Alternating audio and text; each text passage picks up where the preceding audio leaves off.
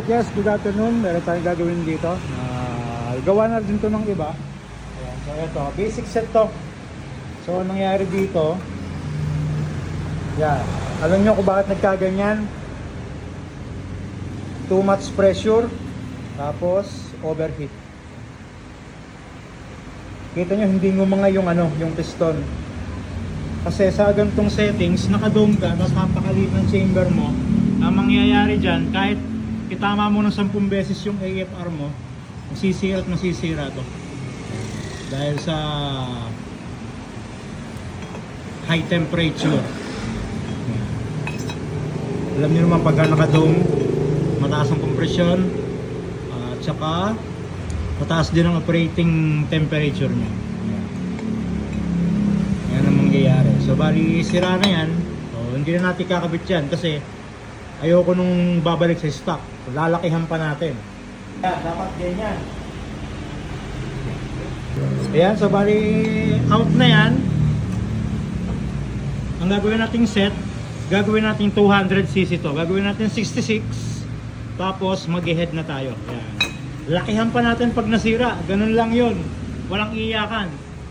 Diba? So, eto hindi natin pagawa, no? Hindi tayo nagbo-bolt o ng ganito.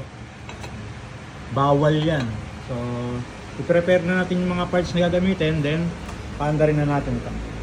So, NMAX version ito. Yan. So, naka-ECU na, naka-throttle body na. So, wala na tayong problema. So, ito na yung head na gagamitin natin. 21-2040 SMP. Doon sa block natin, JBT 66mm. So, siyempre hindi natin i-bolt on to. Aayusin natin ang piston na ito. JBT 66mm, 200cc. So, hintayin na lang natin si Boss Masawa rito. Hintayin natin siya next week. Bibiyakin na natin yung makina niya. Magka-crank na yan. Alright, so ayusin na natin to.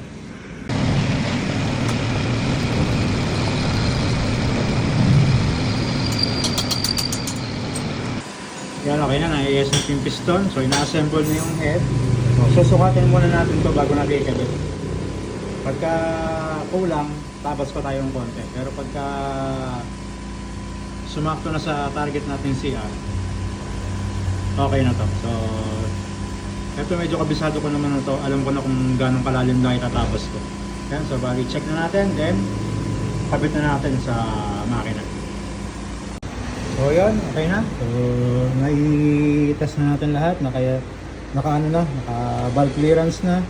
So, kukumpletuin na lang to. Then, paandarin na rin kagad natin. Yan o! It's alive nga! Yan o!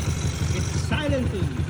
So, KSMT sa ating head. Tapos, JBT 66mm. Then, 34mm sa kanyang throttle body. Yeah. So, next natin, fluid coolant, tapos rolling natin para ma-tune yung ECU. Alright. So yun, okay na. So, pwede nang iuwi, na-tune na rin natin. So, from 183 basic to 200cc na to. So, hintayin nyo to, babalik to, sigurado. So, hanggang dito lang yung video natin. Next build na rin tayo.